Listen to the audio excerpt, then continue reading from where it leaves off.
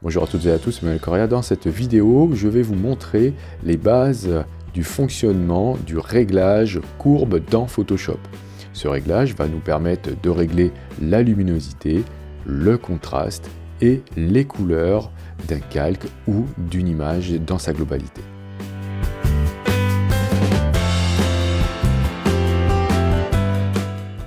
Le réglage courbe, comme c'est un réglage, vous pourrez l'appliquer comme tous les réglages dans Photoshop de deux manières, soit en direct, soit à l'aide d'un calque.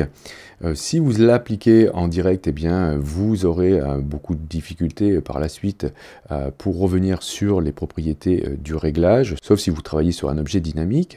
Aujourd'hui, je vais vous montrer plutôt le calque de réglage. Alors pour ajouter un calque de réglage de type courbe, vous allez chercher dans le panneau calque à cliquer ici sur cette icône pour aller ensuite dans la liste chercher courbe ici, ou bien vous pouvez passer par le panneau réglage que vous allez chercher depuis le menu fenêtre, et vous avez réglage ici, et là-dedans vous avez courbe ici.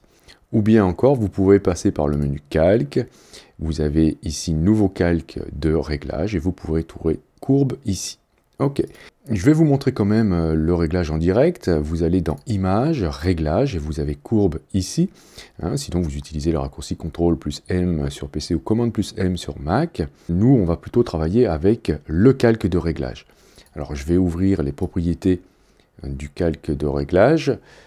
Ok, alors le panneau propriétés, c'est un panneau. Vous pouvez le chercher dans le menu Fenêtre, et propriétés, c'est ici.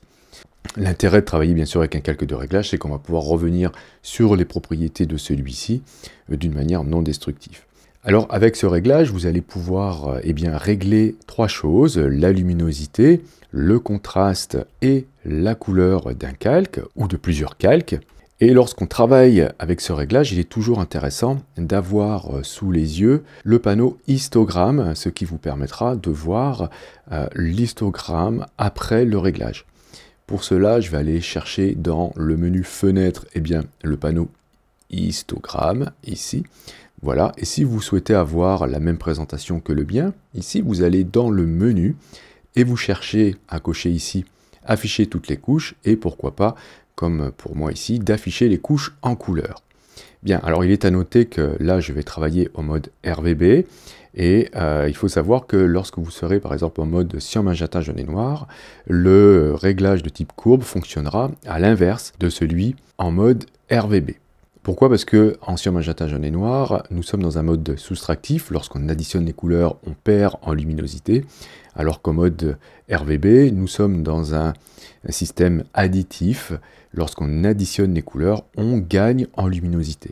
Bien, petit rappel bref sur le fonctionnement de l'histogramme. Nous avons ici, vous voyez, sur la couche RVB, donc sur la composite des trois couches ici, R, V et B, rouge, vert, bleu, donc, une distribution des pixels de l'image sur la valeur tonale, c'est-à-dire sur une échelle qui s'étend du noir vers le blanc sur 256 niveaux de luminosité. Les valeurs sombres étant à gauche, alors que les valeurs claires sont à droite. Dans l'histogramme, vous ne voyez pas le dégradé ici des valeurs tonales, alors que vous allez voir que dans le panneau propriétés pour le réglage de type courbe, nous avons un rappel de l'histogramme avec un dégradé en abscisse, voilà, qui va du noir vers le blanc. Nous allons retrouver aussi ce dégradé en ordonnée, ok, exactement le même. L'histogramme va vous donner de précieuses indications concernant l'exposition de votre image. Vous allez pouvoir, en un seul coup d'œil, vous apercevoir que votre image est très sombre ou très claire, ou alors au contraire désaturée. Vous pourrez même vous apercevoir quelle est la dominante de couleur de votre image. Bien alors, voyons voir comment fonctionne maintenant la courbe et comment on peut agir sur elle pour corriger une image. Je vais prendre cette image pour illustrer le propos. Vous allez avoir une courbe qui est en diagonale avec seulement deux points.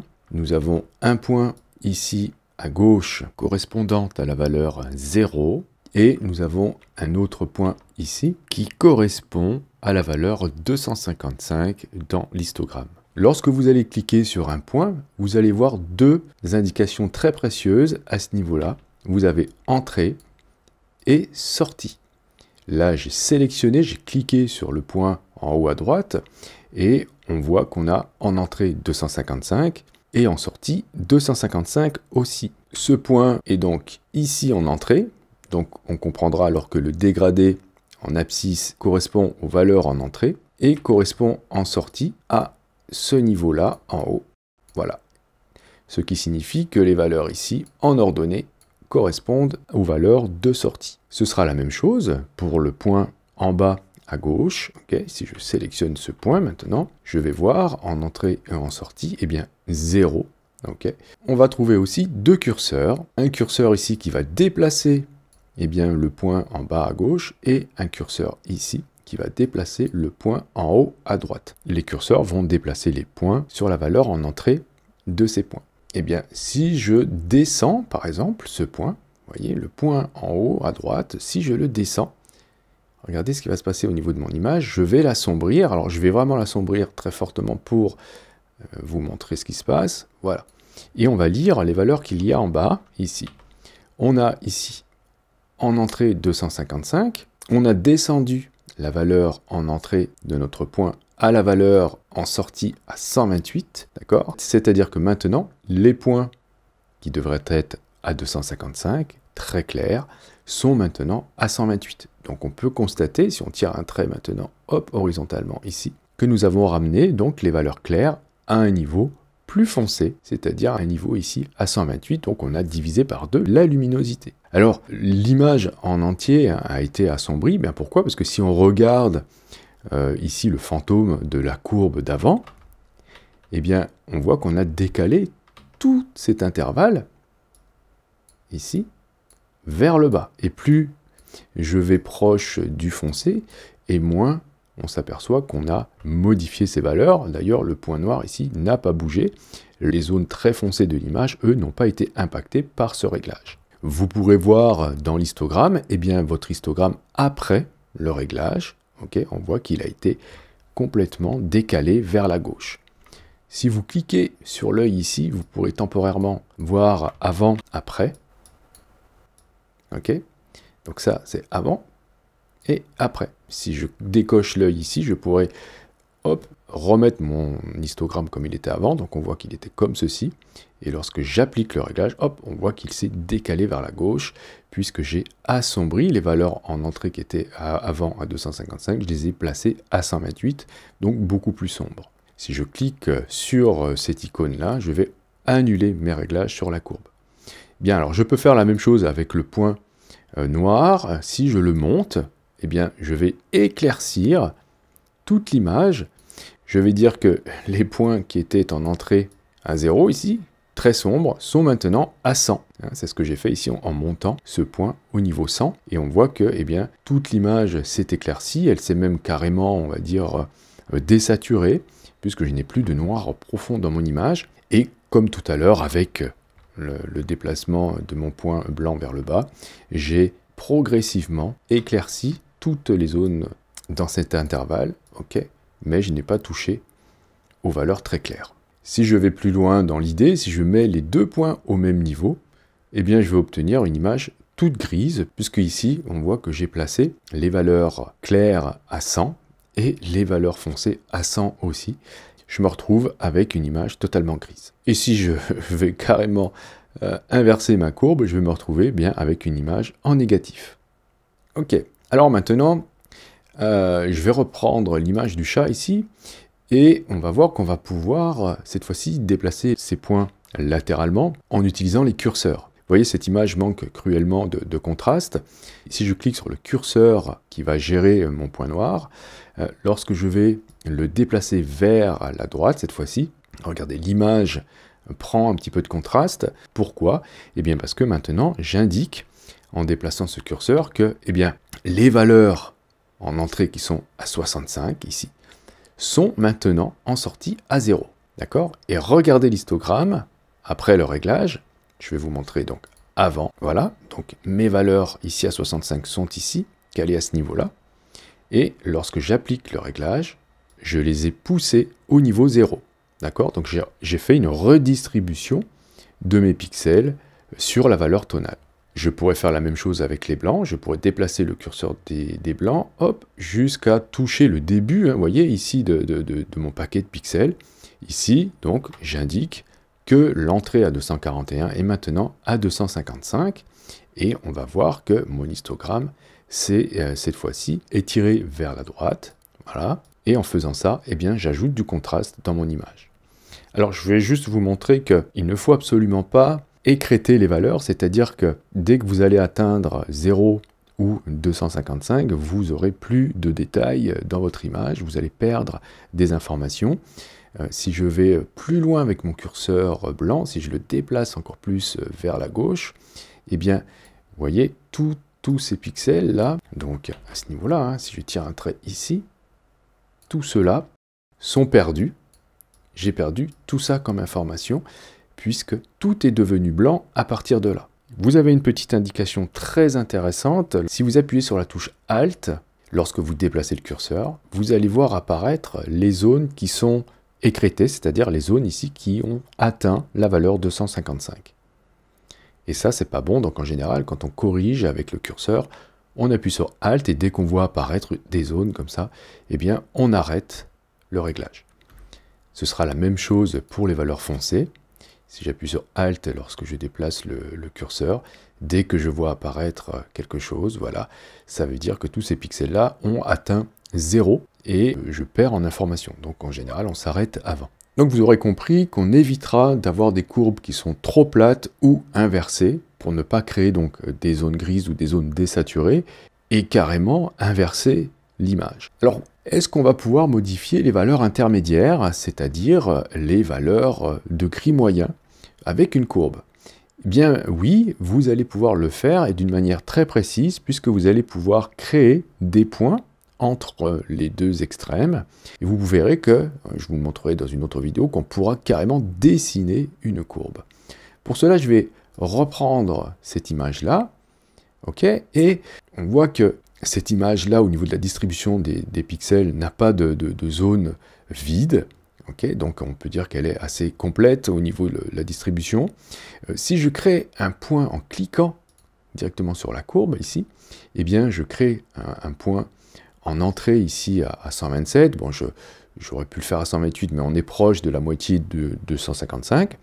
Okay, et ça veut dire que si je monte maintenant ce point, je vais pouvoir éclaircir les tons moyens de mon image. Okay. En faisant ça, j'indique donc, que ces pixels ici gris sont maintenant plutôt dans cette zone-là, donc légèrement plus clairs, et ça éclaircit donc les pixels correspondants.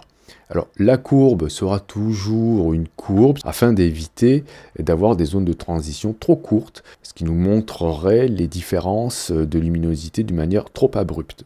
Alors vous entendrez très fréquemment parler de type de courbe pour certains réglages, notamment la plus célèbre c'est la courbe en S. Pour faire une courbe en S, eh bien il vous faut 2 points. Alors déjà je vais supprimer celui-ci. Alors comment supprimer un point? Vous le sélectionnez, vous appuyez sur supprime. Une courbe en S est censée apporter du contraste dans une image qui a une distribution sur les valeurs tonales qui est complète, c'est le cas ici. Alors je vais faire un point ici et là, et si je baisse ce point, donc je vais baisser les valeurs sombres, ok, et si je monte ce point, en revanche, eh bien je vais éclaircir les valeurs ici qui sont déjà assez claires, ok, donc on peut voir avant, après, j'ai ajouté du contraste dans mon image, et on verra que l'histogramme, eh bien, s'est resserré de part et d'autre. Voilà, les deux paquets ici de pixels se sont étirés de part et d'autre. Donc si j'analyse cette courbe, on peut voir qu'entre ces deux points ici, comme j'ai resserré ici la courbe est plus accentuée, j'ai donc accentué le contraste entre ces deux points. En revanche ici, la courbe s'est légèrement aplatie, okay, ici aussi. Ça veut dire que là, je perds en contraste à ce niveau-là, je désature légèrement les hautes valeurs et les valeurs foncées. Donc faites attention à la courbe en S, ne l'accentuez pas trop, sinon vous allez perdre quelque part en contraste. Ça sera très flagrant lorsque vous souhaiterez épargner des zones. Okay, par exemple, si je crée un point comme ça, afin d'épargner les zones très foncées, eh bien on va s'apercevoir qu'ici, là, j'ai une courbe qui est presque plate, et ça nous crée des zones grises, et on le voit très bien dans mon image, hein, si je zoome un petit peu. Voilà, donc toute cette zone-là est grise à cause de cette partie ici de courbe qui est presque plate. Donc voilà comment fonctionne la courbe. Je vais vous montrer maintenant comment on peut modifier les couleurs avec une courbe. On peut le faire grâce en fait à la modification des courbes, mais cette fois-ci sur les couches RVB. Au passage, vous pouvez voir que pour supprimer un point, vous pouvez aussi le sélectionner et le glisser à l'extérieur de la courbe pour le supprimer. Si je clique ici, je vais avoir la possibilité de modifier la courbe de chacune des couches, ici le rouge, le vert et le bleu, et on va retrouver bien sûr l'histogramme correspondant aux couches qu'on a ici, voilà, dans le panneau propriété. Donc je vais rester avec la couche bleue ici, je vais descendre ce point, et vous allez voir ce qui va se passer. Si je fais ça, je vais assombrir ma couche bleue, et on le voit très bien ici dans mon histogramme, au niveau de la couche bleue, vous voyez que je l'ai poussé vers la gauche, on peut voir avant et après. Et quand on fait ça, eh bien, on va favoriser les deux autres couches, c'est-à-dire ici, le vert et le rouge, et vert et rouge assemblés, ça nous donne du jaune. Donc là, j'ai apporté dans mon image une dominante jaune de cette manière-là. Si en revanche, je monte le point bleu, eh bien, je vais éclaircir les ombres de ma couche bleue, c'est-à-dire que je vais donner plus de luminosité à ma couche bleue dans les ombres, ici. Et du coup, on le voit très bien à l'image, j'ai une dominante bleue qui va apparaître dans les ombres. On va essayer de s'amuser avec les autres couches. Si on trouve que cette image, par exemple, n'est pas assez rouge, eh bien, je pourrais créer un point au centre, ici, et augmenter la luminosité des rouges. Et je vais, voilà, dans les tons moyens, cette fois-ci, apporter un petit peu plus de rouge dans mon image, puisque j'ai éclairci ma couche rouge. Alors, c'est intéressant aussi de regarder dans le panneau couche, et bien justement, voir l'aspect de nos couches lorsqu'on modifie les couleurs. Vous allez les chercher dans le menu fenêtre, couche, ok, et là, on a nos couches qui apparaissent. Alors, le principe des couches, je le rappelle, elles apparaissent en noir et blanc. C'est donc, encore une fois, une représentation de la distribution des pixels sur la valeur tonale. C'est exactement la traduction de ce qu'on voit ici dans l'histogramme. Et donc, l'histogramme ici, au niveau de la couche bleue, nous montre que tout est centré. On en déduit donc que la couche bleue est désaturée. Et quand on la regarde, eh bien, effectivement, elle est totalement désaturée. On a perdu du contraste, il n'y a pas de bleu très foncé, ce qui nous donne au final, eh bien voilà, une image avec du bleu assez lumineux dans les ombres, et ça nous donne cet effet. Alors quand vous travaillez sur les couches de couleurs, vous pouvez après ensuite, au niveau de la composite RVB, eh bien si vous voulez ajouter un petit peu de contraste pour l'ensemble, voilà, alors il ne faut pas aller trop loin non plus. Regardez bien au niveau de votre histogramme que vous n'avez pas de zone écrêtée qui touche les bords. Et ça nous donne donc une image qui a bien changé d'aspect quand on regarde avant, voilà, et ensuite, après, on a quelque chose de totalement différent. Donc vous sentez un petit peu la puissance de ce réglage. Vous allez pouvoir vraiment pousser très loin les modifications en termes de luminosité, de contraste et de couleur. Dans la prochaine vidéo, je vous montrerai à quoi servent ici les trois pipettes, comment on peut éventuellement dessiner une courbe, et on verra aussi cet outil-là qui est intéressant pour faire des réglages directement dans l'image, et on verra enfin comment utiliser les réglages automatiques de cette courbe.